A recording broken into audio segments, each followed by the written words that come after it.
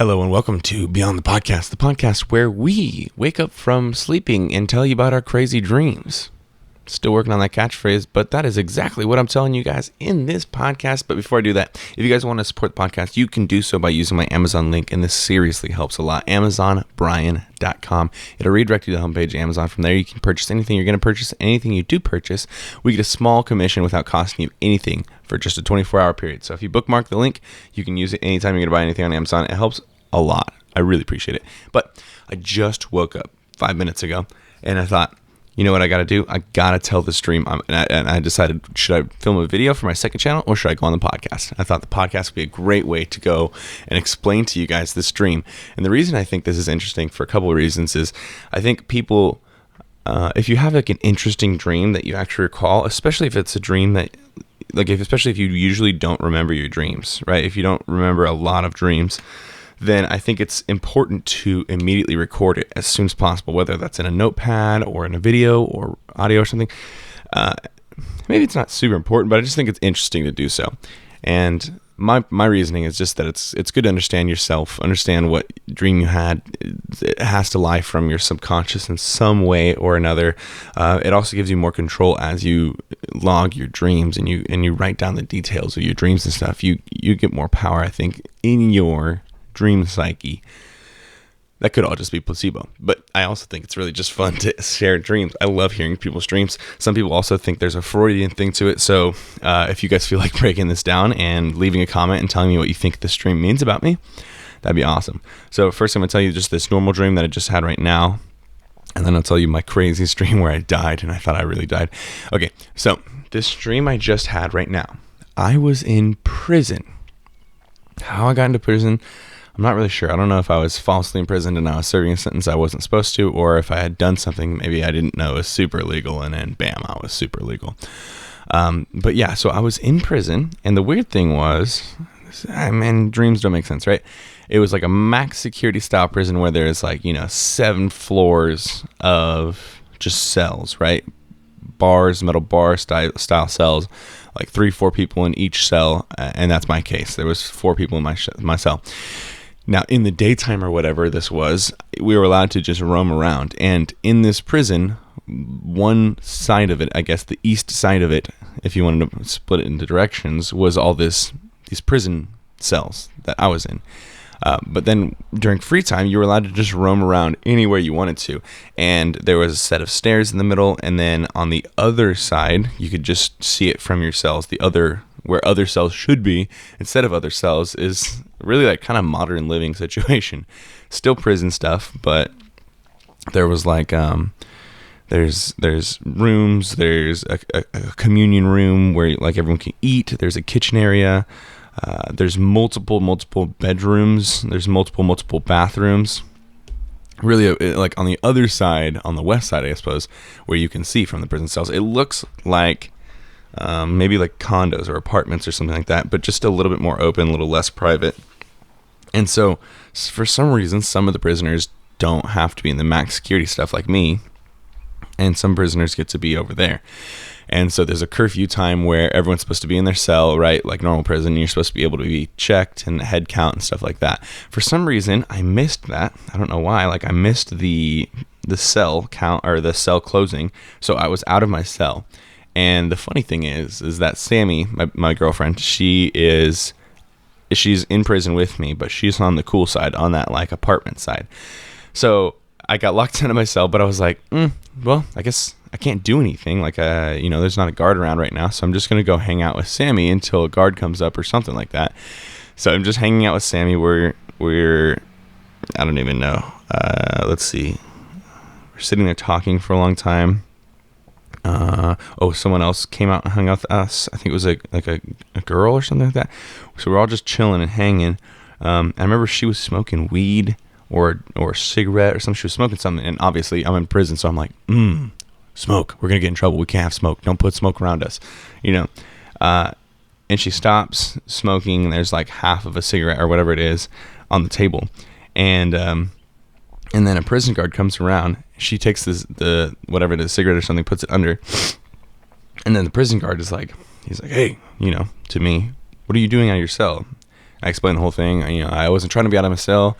I didn't know, it just locked down on me. And then he was like, okay, well, and this is so weird. I don't understand dreams ever. He said, I'm going to go upstairs to my room. I have to do something, right? He's like, but if I don't come back down in an hour at 1:30 a.m., you should call me. You got to call me and wake me up or whatever. Basically is what I kind of got out of that. Like, wake me up. Okay, sounds good. You're going to let me hang out for another hour with my girlfriend and my friends down here. And also we're not getting in trouble for this stuff that we should be getting in trouble with. So he walks away, goes back upstairs. I immediately grab that girl's like cigarette or whatever. And I remember ripping it in parts into little pieces and then putting it in this toilet kind of thing. It's kind of like a urinal. It was really weird, man. My dream is mad weird. And so I just like crumbled up and then I pee in that toilet. I flush the toilet. It doesn't completely go down. So I keep peeing in the toilet and flush the toilet. I don't know. But it does go down eventually. And that's awesome. So we're just hanging out. We're enjoying ourselves. I'm having a really good time. It's prison, right? For some reason, I have like this mentality in my head. And I'm like, yeah, prison sucks. This is awesome that I'm getting to hang out with my girlfriend. Oh, this is great. So great. I'm not doing anything weird. I'm not trying to do anything like wrong or illegal or anything. I'm not trying to mess up the prison. I'm not trying to make big deal or like, screw up the flow of anything. I'm just trying to hang out over here and be quiet. And so then a while passes and then we realize, okay, it's 1:30. We need to call that guy. So we're looking around, we're trying to find his number. We can't find his number. I like do my thing where I like detective it. So right, I go on the internet somehow. I don't remember how. I go to the prison's website. I go to the informational page or whatever, like their LinkedIn or something. I find this guy. What was his name, dude? Oh snap! It was Clyde.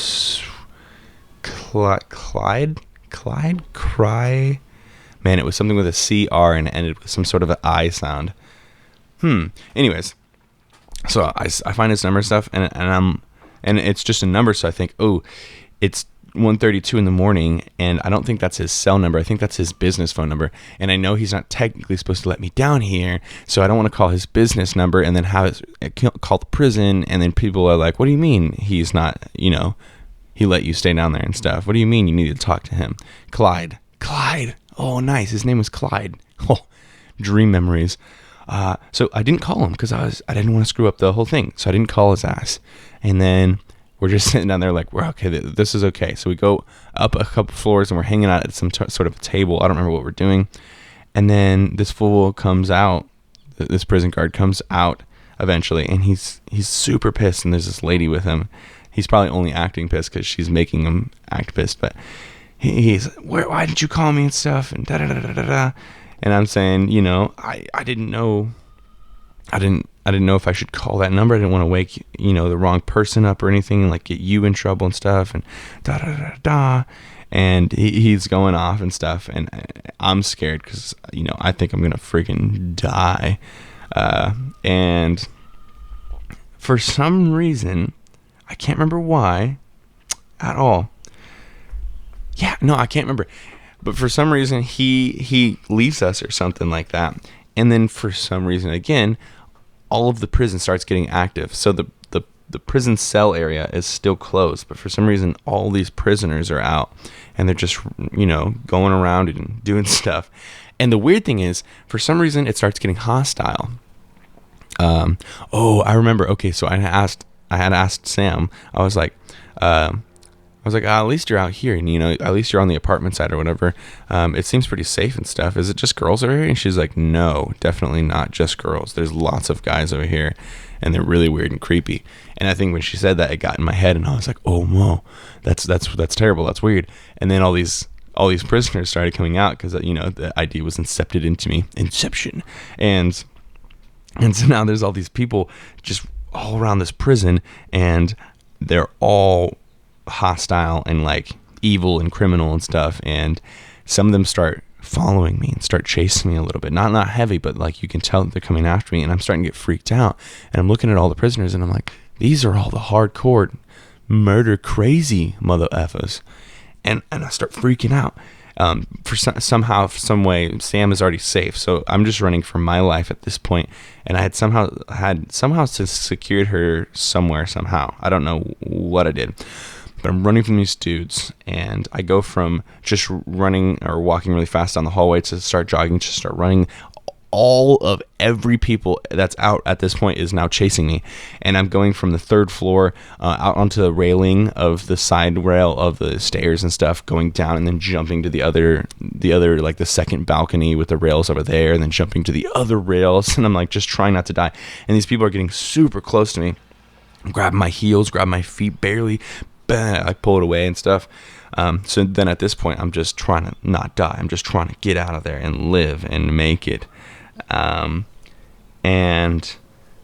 so somehow I got to like this fourth, fifth floor, something like that. And again, this dream is so weird, man, but I was able to get out of the prison somehow. Like they didn't really have a hard stop for the prison. It wasn't really difficult to get out of the prison, but I think it was just known that you don't try to escape prison because you won't escape and then it'll get worse. But at this point, I was scared that people were going to kill me. So I just went for it. And so I started to escape prison. I started getting out of there. And basically, I just climbed to the rooftop, which was really weird because the rooftop was like a house, like an American house, where it's like an apex style roof, where the roof is really slanted. And the top has a high peak. And I got up there, and some guy like grabbed my foot as I was getting up there, and I had to like shake him or kick him off or something like that. And so these people are like right on my heels, and I'm like, oh frick! I just got out of prison. I can't go back now. Like I can't even just stop here and be like, okay, I'm gonna go back, because I'm gonna get in trouble. Because now I'm just gonna be in the same amount of trouble regardless. So I should just get out of here and not die from these prisoners, and then face my extra sentence later. So I'm running down these roofs and stuff. And I heard one of the guards yell this one punishment. I can't remember what it was though, man. It was something about food. It was something about having to eat. Only like no food, or like the worst of food. Man, I can't remember, but it just got in my head also. And I was thinking, man, I can't eat that. Maybe I'll have friends get me food or something. Nope, I gotta get out of here. I can't make this. So I'm running over these rooftops. I'm jumping from one rooftop to the next rooftop. There's people following me. It's freaky as hell, man. And I'm going down these rooftops. And I get to the last house's rooftop, or like the end of the prison or whatever. And there's a rooftop that has a pretty far jump. And then there's a giant dumpster, like a giant person's dumpster. Like if we had 30-foot giants, the dumpster that there would be for that. It was like as tall as the building. So I jumped from that to that. I went through the trash to the next one, jumped over that one to the next one, and then nobody's following me at this point. Like I got away. I was really pumped. I got to the end of the dumpsters. I got out, and then I had this thought where I had already talked to the guard, and he had said earlier in the dream, he had said something about, I know it sucks, man, but you only got 3 months left. And during the dream, I didn't realize how much my sentence was. So I was just thinking, man, this is real life. This sucks. This really sucks. Am I in prison forever? Like I can't live like this. I can't just run away from dudes every day of my life and be paranoid. I can't not hang out with my girlfriend or like do things I want to. And I can't do this. I'm going to do this forever. And then I remember he had said 3 months. And so I was at the end of this runaway from the prison, and I knew that I only had 3 months left if I would have served my sentence, especially with good behavior. But now I had run all the way away. So now I was either going to go back and have my sentence probably tripled, or I was just going to keep running. And I had this epiphany where I was in my head, if I run now, I have to leave the country. I'll never be able to live here again. And so then I'm running, and I'm trying to find like trains or cars or something that can boost me away. And I'm just remembering that I can't come back, or I'll go back to prison. So I was trying to decide what country I wanted to go to. And I think I decided China, because I know China has a no expedition law. I think Canada and a couple other countries definitely do. When they're like in league with America, they'll trade criminals that are hiding there that they're harboring. But I knew that China didn't, so I was trying to figure out how to get to China and all this stuff. And I think I did end up getting to China for a slight bit of time, but I think I was waking up and kind of getting in and out of the dream. But I think I remember getting to China, and I had realized how much work I needed with the language. But there we go. That was that dream. How weird is that? I mean, I used to have very vivid dreams all the time, but not that often anymore. So it was kind of crazy for me to have a dream that was this vivid, that lasted this long, that had this much plot, and also especially that I woke up and remembered, and I didn't forget, because I woke up a few times, and so I didn't like sleep all the way through. I had woken up a few times, and usually I forget my first dream after I sleep that much more times. So I don't know, it's crazy. I didn't really want to just share it with you guys, because I thought, hey, interesting, funny, cool story, right? I'm not actually going to get in that situation in real life, so it's a cool way to explain that story to you guys. But I also thought it was just interesting. I also end up getting chased a lot in my dreams. I mean, I don't know if this is just a regular thing for a lot of people, but I get chased a lot in my dreams, and that was obviously the big chase at the end there with all the prisoners following me. It was crazy. It was really intense. I'll tell you guys this one other dream I had, just to give you like my worst dream ever. But this dream, I specifically remember, I thought I was dead. Like, I thought I was dying, and I thought I was about to face death. And I thought, here we go, right? And so the dream, as simple as this, it's not really a long dream at all. There must have been lots of backstory before this, but sorry, like my body is waking up and yawning and burping. I feel terrible on the podcast. I feel bad for you guys' ears. But I'm sure there was plenty of prelude to this point, but eventually we get to my real house. And you know, I mean, you guys probably had dreams where you're in real locations that you know are real places in real life. And maybe even you kind of think like, oh, this is a dream. I know this is a dream. And then you get to that real place though, and it's so real that it feels like this must be reality. This is my house. That's really my backyard stairs. That's what my walls look like. That's everything to the point, to the T. It's super real. And so we're on the back porch, back stairs, and they go down like, 10 steps, and they're wooden. And it was exactly the same. So I was just so convinced. And I'm coming down these stairs, and I don't know why, but at the bottom of these stairs, this guy turns around, looks at me, and then just shoots me with a pistol right in the middle of the chest. No idea why. No, I don't know if we were like having a chase before that or something, but I remember it just fell on the ground and like boom, fell on my back. Head goes sideways like an old video game or something, or like a movie, right? And I can't move, but I'm still alive. I'm still awake. I can still see, but my vision is one eye. My right eye is like shoved into the ground right next to the dirt. My left eye is a little elevated.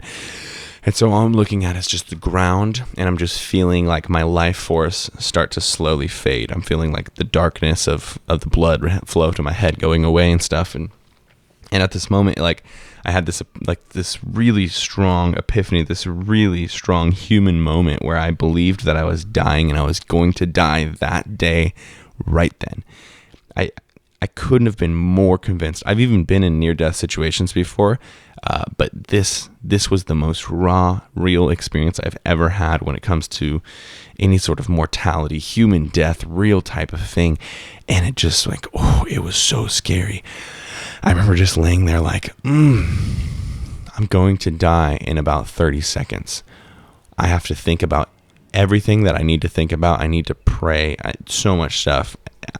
So I immediately was just praying, because, it's heavy. Think about it, right? Like, you're going to die in a minute, right? You just, who knows? What are you going to do? What's going to happen? What's really going to happen? What's the order of events?